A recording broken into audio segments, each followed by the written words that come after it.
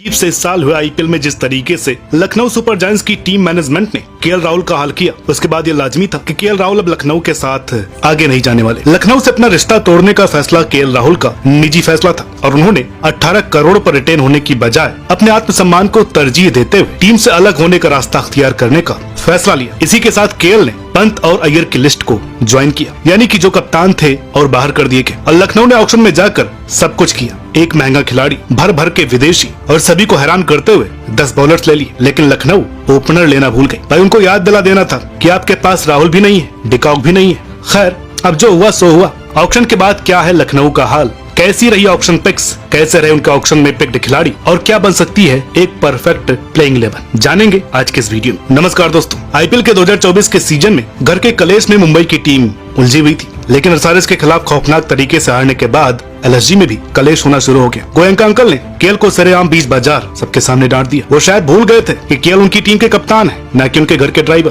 खैर, तभी से यही अंदाजा लगने लगा था कि अब राहुल इस टीम का दामन छोड़ देंगे। हालांकि उसके बाद बाहर से सब कुछ अच्छा दिखाने की कोशिश की गई। हाल ही में death and alien welfare society के प्रेसिडेंट के पॉडकास्ट में गोयनका जी ने बोला KL is like my family. अब इसमें कितनी सच्चाई थी ये सब जानते हैं। और रिटेंशन लिस्ट ने तभी ये बात साफ कर दी थी, क्योंकि लखनऊ ने राहुल की जगह निकोलस पूरन, आयुष बडोनी, मयंक यादव, मोहसिन खान और रवि बिश्नोई को रिटेन किया, यानी कि एक कप्तान और एक विकेट कीपर उन्होंने खो दिया था। अगर इस रिटेंशन लिस्ट को देखें तो उन्होंने 2 अच्छे middle order batsman Nicholas Pooran और आयुष बडोनी, 2 अच्छे तेज गेंदबाज मयंक यादव और मोहसिन खान और एक किफायती लेग स्पिनर रवि बिश्नोई को टीम में बनाए रखा। तो चलिए पहले इन्हीं की कुंडली निकालते हैं, मतलब हालिया आंकड़े देखते हैं। निकोलस पूरन तूफानी फॉर्म में। हाल ही संपन्न हुए सीपीएल में उन्होंने 56 की औसत से 11 पारियों में 504 रन बनाए, जहां उनका स्ट्राइक रेट 169 का रहा है और उन्होंने एक शतक भी मारा और 3 अर्धशतक भी। आयुष बडोनी ने डीपीएल में इस साल जो कहर बरपाया है, उसने उनकी वैल्यू में और इजाफा किया है। 8 पारियों में उन्होंने 58 की औसत और 225 के स्ट्राइक रेट से, जी हाँ 225 का strike rate,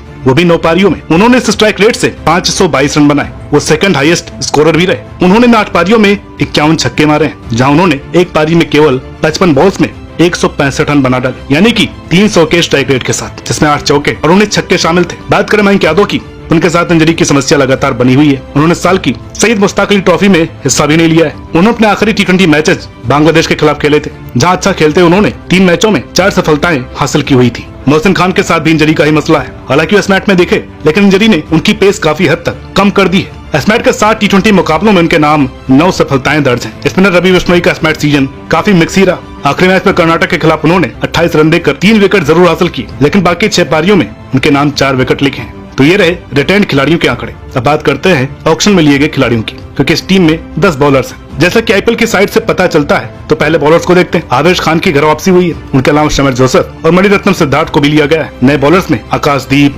Akash Singh, Prince Yadav team में शामिल हुए हैं। चलिए कुछ खास और प्लेइंग 11 में खेल सकने वाले बॉलर्स की बात करते हैं। पहला नाम बेशक आवेश खान का आता है। 4 टीम्स का हिस्सा रह चुके आवेश खान की सबसे बेस्ट परफॉर्मेंस 2021 में दिल्ली के लिए आई थी, जब उन्होंने 24 विकेट लिए थे। उसके अगले साल उन्होंने लखनऊ के लिए भी 18 विकेट हासिल किए थे। और रही बात उनके हालिया फॉर्म की, 10 मैच की 9 पारियों में 10 सफलताएं उन्होंने दर्ज की है, वो भी 8 की इकॉनमी के साथ। अब आप ही बताइए कि क्या ये परफॉर्मेंस उनको प्लेइंग 11 में जगह देने के लिए काफी है। अगले गेंदबाज शमर जोसेफ है, जो इस साल 2024 में हाई प्राइस पर पिक हुए थे, लेकिन उसके बाद मेगा ऑक्शन में सस्ते में बिक गए। अब देखिए आंकड़ों से तो शमर जोसेफ फर्स्ट क्लास क्रिकेट के अच्छे खिलाड़ी नजर आते हैं और T20 उनके आंकड़े इस बात को और भी पुख्ता करते हैं, क्योंकि T20 मैच खेल चुके जोसेफ के नाम कुल 19 विकेट है और इकॉनमी 10 की है। इस साल खेले हुए सीपीएल में भी उन्होंने 10 की इकॉनमी से रन उठाए। Left hand orthodox spinner M Siddharth के नाम 12 T20 पारियों में 21 सफलताएं हैं, जहां उनकी इकॉनमी 5 की रही है। यही वजह कि लखनऊ फिर से उनको अपनी टीम में वापस लेकर के आई। आकाशदीप ने 3 सीजन आरसीबी के लिए खेला और जैसे ही वो एक अच्छे बॉलर के रूप में सीमेंट होने लगे, तो आरसीबी ने अपनी परंपरा अपनाते हुए उनको छोड़ दिया। 42 T20 मैचों में आकाशदीप के नाम 49 विकेट है और उनकी इकॉनमी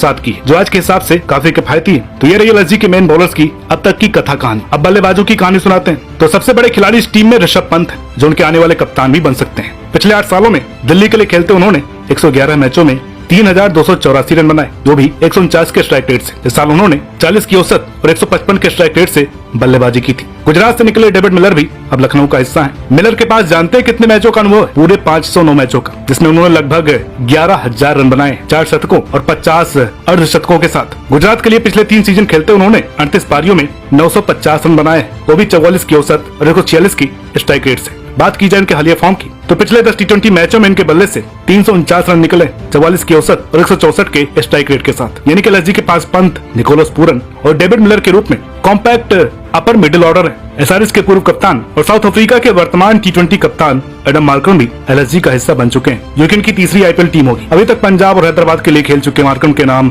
आईपीएल की 42 पारियों में 995 रन है। हालांकि वो ज्यादातर एंकर की भूमिका निभाते हुए नजर आते हैं। एलएसजी में भी उनका यही रोल होने वाला है। विकेट कीपर बल्लेबाज आर्यन जुएल को भी लखनऊ की टीम में शामिल किया गया है। इस साल उत्तर प्रदेश की टी20 लीग में 3 पारियों इनके नाम 216 रन है, जिसमें एक शतक के साथ 162 का स्ट्राइक रेट भी शामिल है। डीपीएल के सुपरस्टार बैटर हिम्मत सिंह भी इस साल लखनऊ की टीम में जुड़े हैं। इस साल वे दिल्ली प्रीमियर लीग में उन्होंने 9 पारियों में 165 के स्ट्राइक रेट के साथ 63 की बेहतरीन औसत बनाए रखते हुए 381 रन बनाए और आयुष बडोनी के बाद थर्ड हाईएस्ट स्कोरर रहे। इसके अलावा आखिरी बैट्समैन मैथ्यू बेडजके हैं, जो डरबन सुपर जायंट्स के लिए खेलते हैं, जहां उन्होंने 17 पारियों में 36 की औसत और 136 के स्ट्राइक रेट के साथ 541 रन बनाए हैं। तो बल्लेबाज तो अच्छे खासे भरे हैं लखनऊ में। पिछले 3 सीजन से इनकी बैटिंग डिपार्टमेंट हमेशा ही सुपरस्टार से पैक्ड रहा है। आइए अब ऑलराउंडर्स की चर्चा करते हैं। दिल्ली से मार्च ने लखनऊ की बस पकड़ी है। 42 आईपीएल मैचों और कुल 187 टी20 मैचों का तजुर्बा उनका एक वैल्यूएबल एसेट का दर्जा देता है। इन 187 मैचों में उनके नाम 31 की औसत से 4425 रन है, तो वहीं 25 की औसत से 85 विकेट भी हैं। वहीं 42 आईपीएल की 36 पारी उनके नाम 665 रन दिखाती है। वहीं 34 पारियों में उनके नाम 37 विकेट है। तो क्या इस साल वो कहीं बैटिंग में ओपन करते नजर आने वाले हैं? एसआरएच से अब्दुल समद भी लखनऊ की टीम में आ चुके हैं। 90 टी20 मैचों में उनके नाम 1487 रन रहे हैं और विकेट केवल 2। लेकिन IPL T20.com ने न जाने कि उनको ऑलराउंडर्स में रखा है। खैर, उनका 146 का स्ट्राइक रेट उनको एक अच्छा खासा फिनिशर बनाता है। आईपीएल में भी उनका स्ट्राइक रेट 146 का ही है। एसआरएच से ही शहबाज अहमद भी लखनऊ की टीम में आ चुके हैं। 2023 में आरसीबी का दामन छूटने के बाद शहबाज का वही हाल हुआ जो हर एक्स आरसीबी प्लेयर का होता है। उनकी भी बेस्ट फॉर्म वापस आ गई।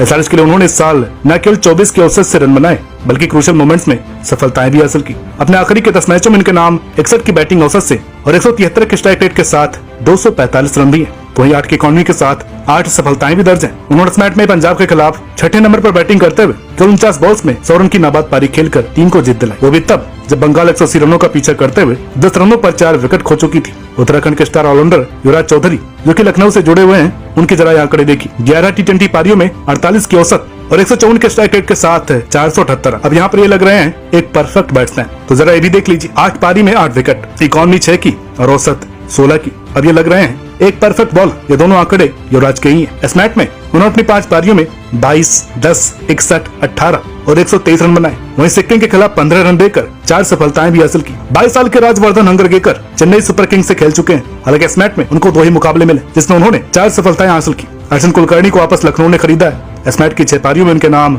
194 रन है। वही 5 पारियों में उनके नाम 6 विकेट भी शामिल है। तो आप सभी खिलाड़ियों के आंकड़े देख चुके हैं। आप भी अपनी प्लेइंग 11 बनाइए, हम भी बनाते हैं। देखिए, असली मसला है ओपनिंग का, क्योंकि टीम के पास प्रॉपर ओपनर नहीं है। हालांकि पंत T20 में ओपनिंग कर चुके हैं, जहां 5 पारियों में उनकी औसत 14 की रही है और उच्चतम स्कोर रहा है 27 का। लेकिन क्या करें, तो अभी के लिए पंत को ही ओपन करने आना होगा। आर्यन जुएल नंबर 3 पर या नंबर 4 पर खेलते हैं। तो चलिए बनाते हैं प्लेइंग 11।